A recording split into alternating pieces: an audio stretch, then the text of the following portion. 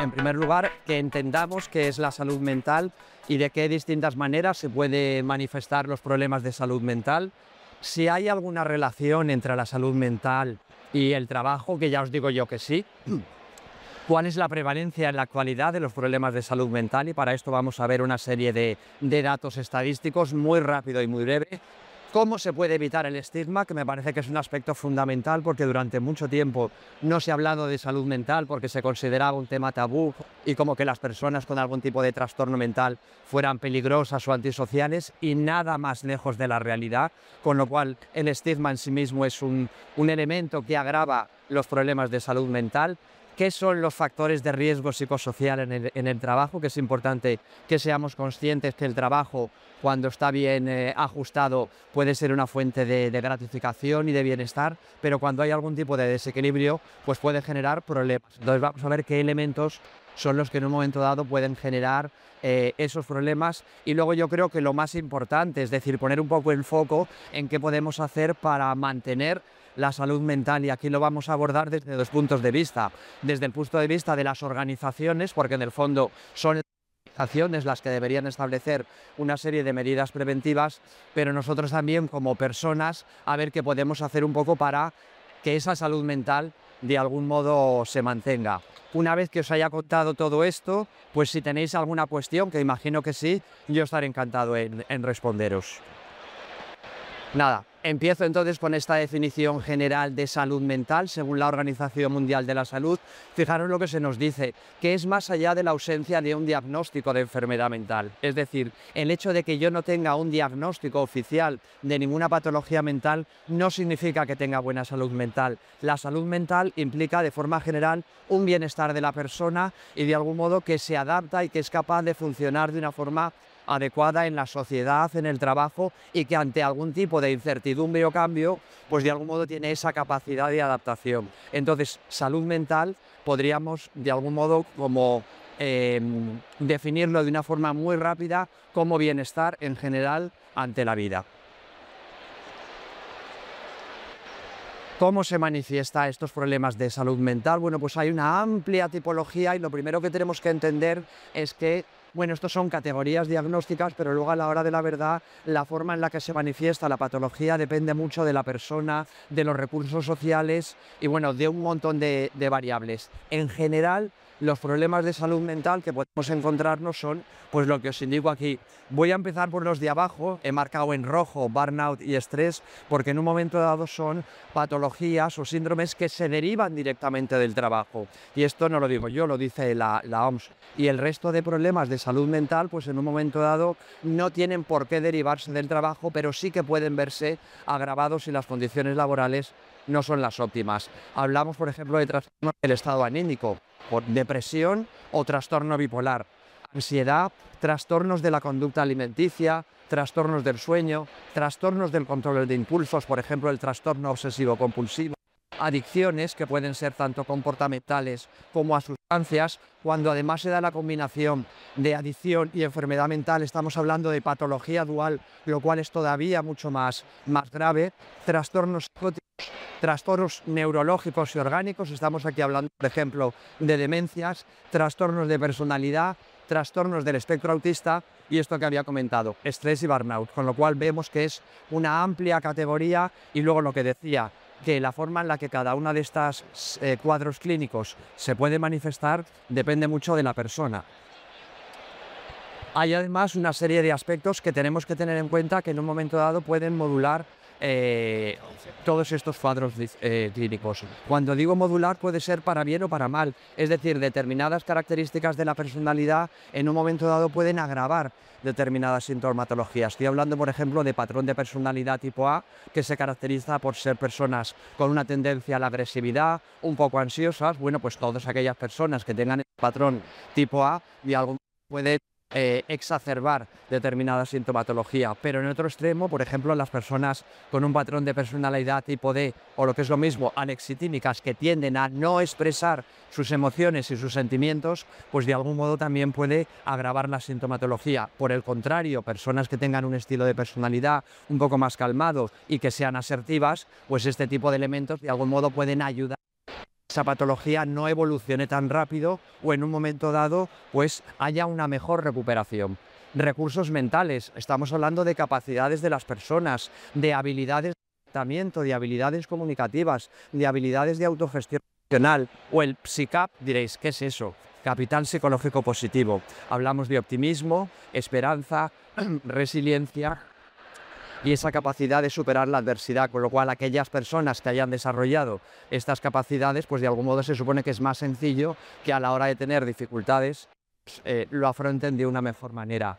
El estilo de vida en el que de algún modo nos relacionamos de una forma sana con otras personas, con una alimentación equilibrada, con un ocio y tiempo libre adecuado, donde hay un equilibrio entre el trabajo o los estudios y la vida personal, pues de algún modo también es un elemento que puede ayudar a mantener buena salud mental. Al revés, un estilo de vida negativo, pues lo que va a hacer es que de algún modo todos estos problemas, pues de algún modo se agraven.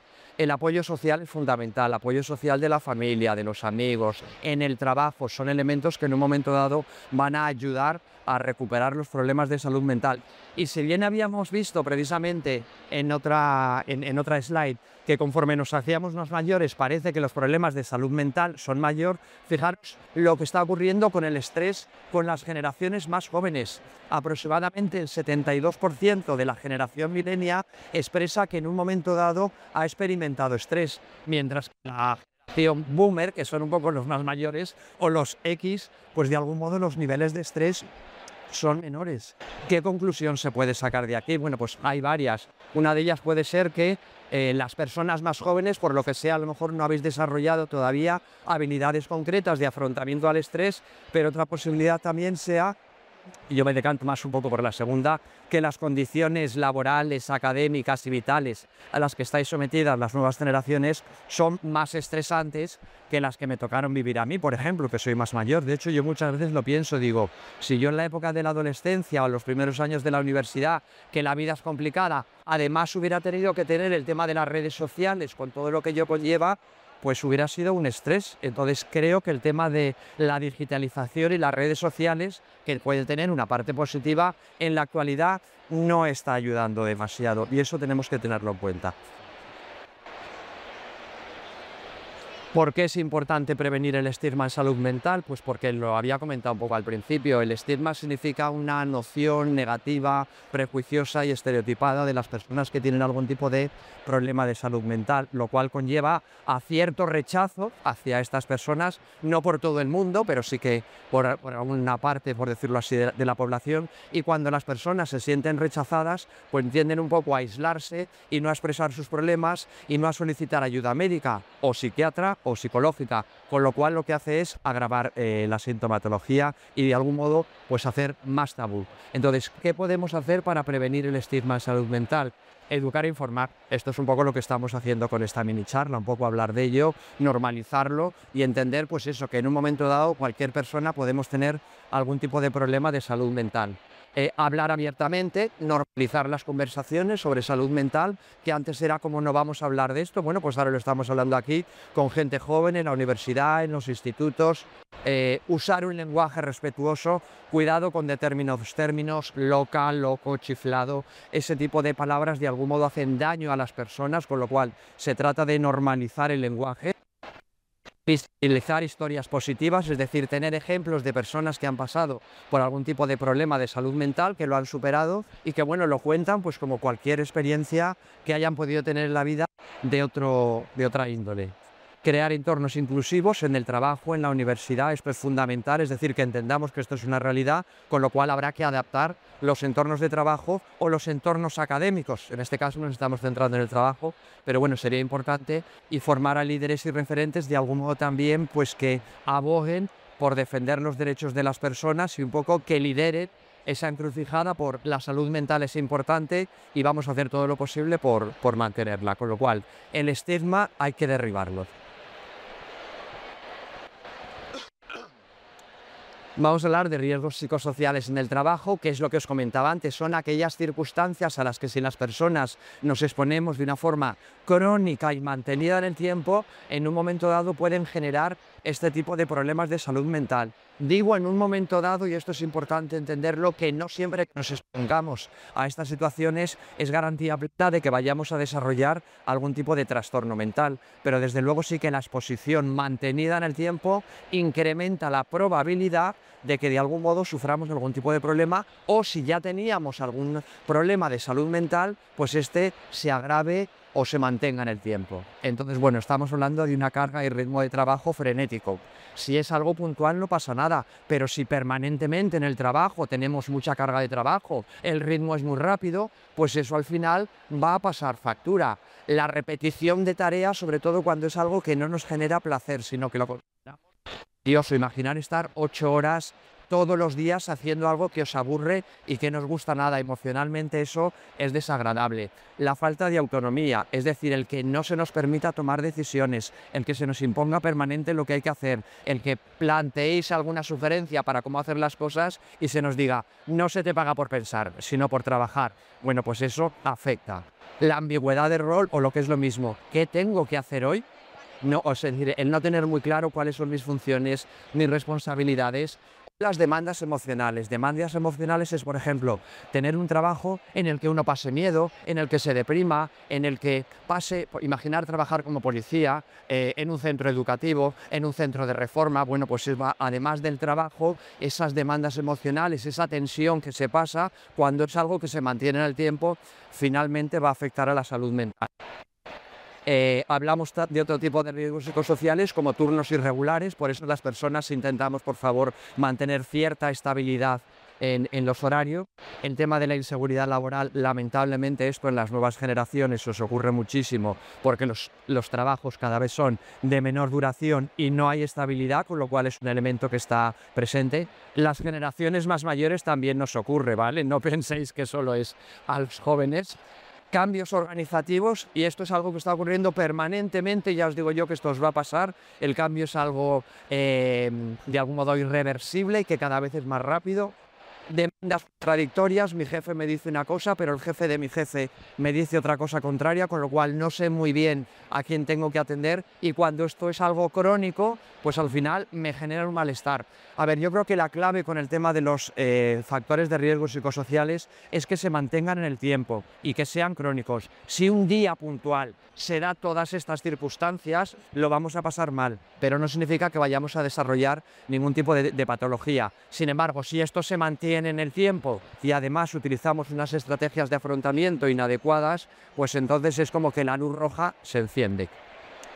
Las relaciones de trabajo y el contexto social adverso también es un elemento que puede generar mucho malestar. Estamos hablando de falta de apoyo de mis compañeros, de mis jefes, acoso, violencia en el trabajo, a la comunicación, cultura negativa y un liderazgo disfuncional. No hay nada peor que tener un mal jefe o una mala jefa, porque lo tenemos todos los días y eso pues de algún modo genera malestar. En cuanto a la falta de recompensas, pues también para muchas personas es un elemento estresante. El estancamiento profesional, sobre todo en personas que tenéis iniciativa de seguir avanzando, de seguir creciendo, pues cuando una persona siente que ve que no puede, se angustia. Y lamentablemente esto es más común en el género femenino. Estamos hablando del techo de cristal, de que, bueno, no se sabe por qué motivo, pues sí, por una cultura heteropatriarcal, que es lo que se dice, pues hay muchas mujeres que con un gran nivel y con mucha capacidad no ascienden, pues eso genera malestar y sufrimiento. O un desequilibrio entre el esfuerzo y la recompensa. Siento que me lo curro mogollón, por decirlo así, pero no se valora el trabajo ni material ni emocionalmente, por lo cual al final genera un desgaste. El aislamiento, es decir, tener un trabajo en el que no me puedo relacionar con nadie, o unas condiciones físicas adversas, por ejemplo, mucha luz o poca luz, o un olor muy fuerte, o mucho frío, o mucho calor, o mucho ruido, como esto permanentemente, pues al final nos afecta. O tecnología exigente sin apoyo. Esto con el tema de la digitalización y la IA, pues bueno, permanentemente están incorporando nuevas herramientas digitales, y el hecho de que no se nos haya formado y no se nos haya entrenado, pues genera un poco de estrés y un poco de angustia, con lo cual también puede ser otra circunstancia que afecte a nuestra salud mental. La fatiga, ese cansancio físico, pero también el cansancio mental de no puedo más. dificultad de conciliar y ese estrés acumulado. Entonces, en principio, estas serían las principales circunstancias a las que si nos enfrentamos y nos mantenemos, o sea, y estamos expuestos a ellas durante mucho tiempo, pueden afectar a nuestra salud mental. Desde vuestro punto de vista, aquellas personas que vayáis a acceder al trabajo o que ya estéis, lo que debéis hacer es pensar, ¿alguna de estas circunstancias se están dando en mi situación profesional académica? Si la respuesta es sí, pues habría que establecer algún tipo de medida para de algún modo intentar neutralizarlo o revertirlo. Pero desde luego estos son indicadores de peligro, peligro, peligro, peligro, y luego la enfermedad mental de algún modo no se desarrolla de golpe, que de repente mañana ya me desarrollo con algún tipo de patología, sobre todo con el caso del estrés y el burnout, que es lo más típico del trabajo, sino que esto va empezando poquito a poco, poquito a poco, poquito a poco, y muchas veces las personas no nos estamos dando cuenta que estamos desarrollando un síndrome. Sin embargo, las personas de nuestro alrededor sí, con lo cual escuchad lo que nos dicen los demás también nos va a ayudar un poco a mejorar o a ser conscientes de que algo nos está ocurriendo.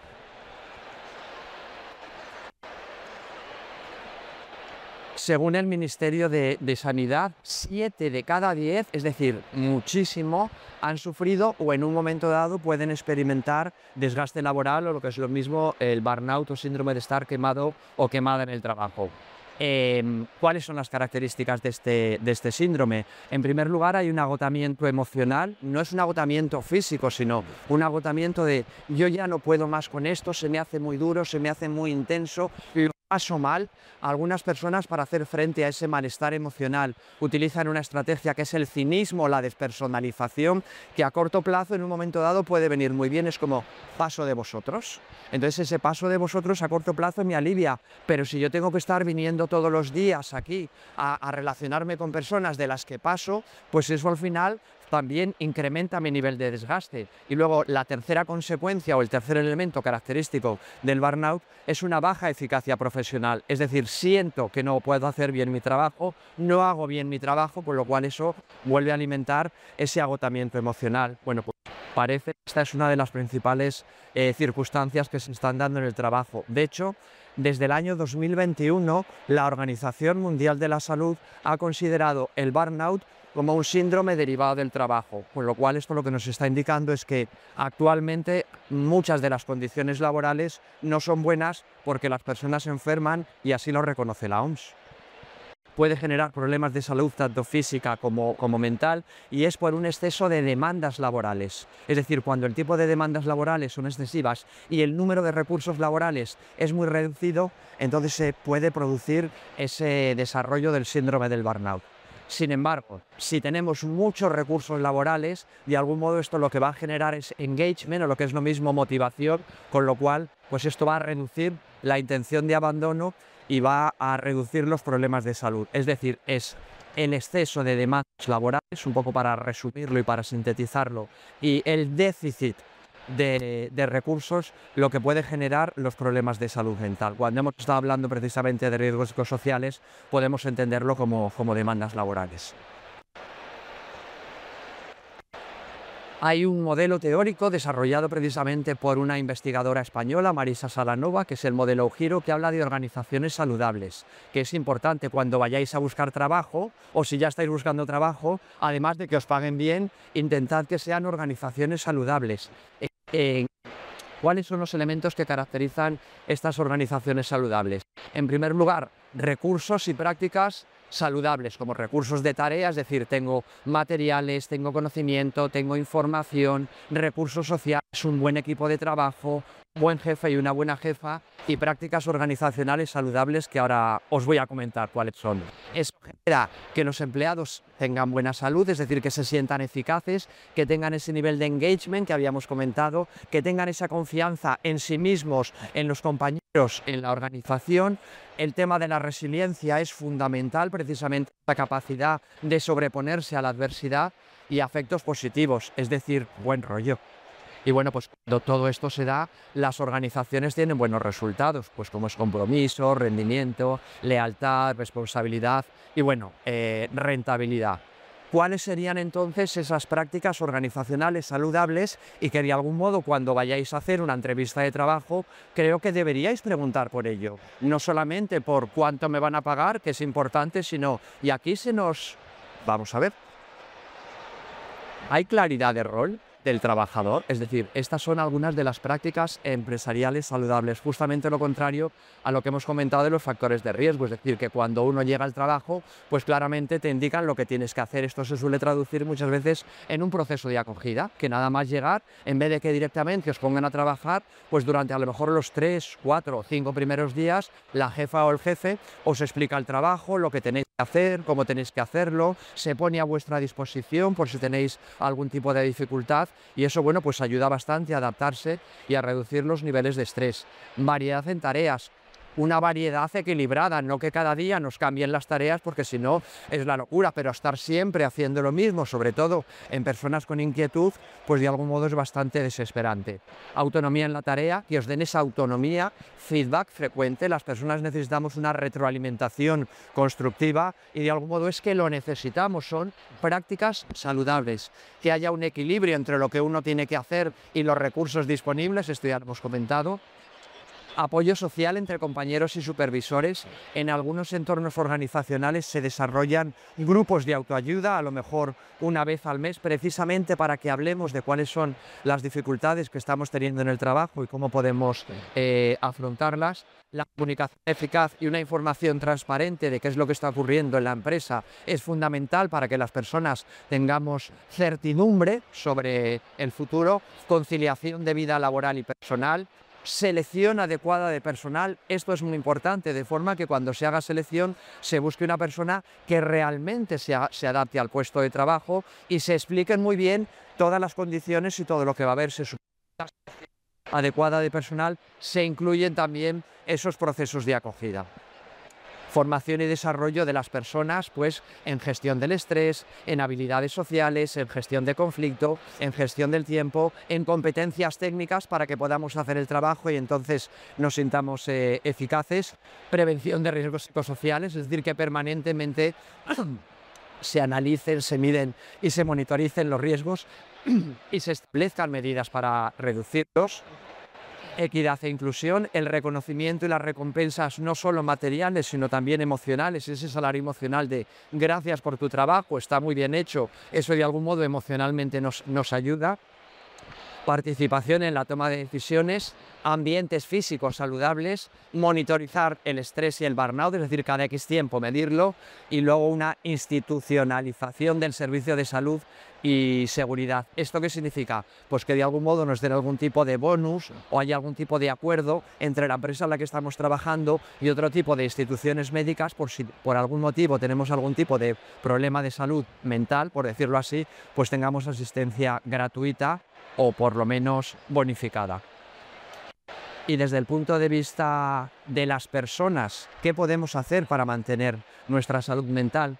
Fijaros lo primero que pongo, desconexión digital, que a lo mejor no nos damos cuenta, pero de algún modo el estar permanentemente conectados es un estrés. Me da igual que sea que estoy pensando en el trabajo o que estoy pensando en otra cosa. Es importante desconectar, eso genera estrés.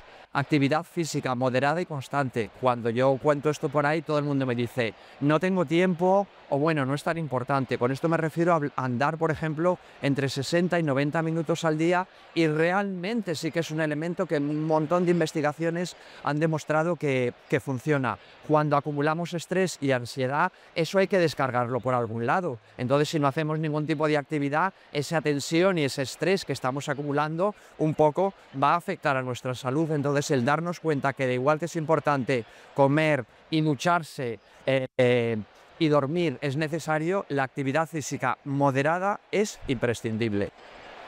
Entrenamiento en atención plena, mindfulness, está también demostrado que es una práctica que funciona bastante bien. Hacer relajación, creo que también puede ayudar bastante. Autogestión del tiempo, en el sentido de que nos organicemos y nos planifiquemos bien. Muchas veces desarrollamos estrés porque no gestionamos bien nuestro tiempo.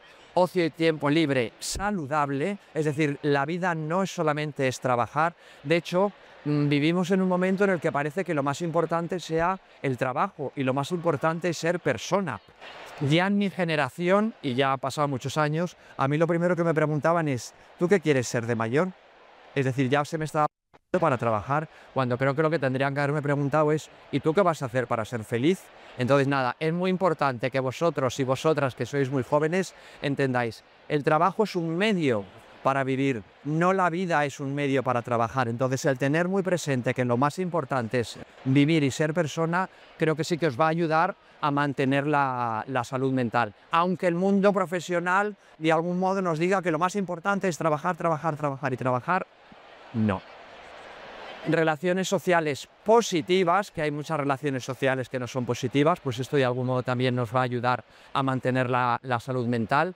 Alimentación equilibrada, pues de algún modo también se ha visto que comer bien contribuye a un buen funcionamiento cerebral y un buen funcionamiento del organismo, que en un momento dado también nos va a ayudar a estar mejor psicológicamente, y cuando haga falta, psicoterapia o consejo psicológico. En la actualidad las terapias psicológicas no es como antaño, que era como para toda la vida. Ahora estamos hablando de terapia breve o que en un momento dado, cuando una persona empieza a desarrollar algún tipo de síntoma o problema, si en ese primer momento es cuando solicita consejo o ayuda psicológica, es mucho más probable que los problemas se resuelvan mucho antes, por lo cual a la mínima que detectéis algún tipo de problema o malestar, acudid a un psicólogo o a una psicóloga que os ayude, que os oriente y que cuanto antes lo abordéis, pues mejoraréis vuestro estado de salud.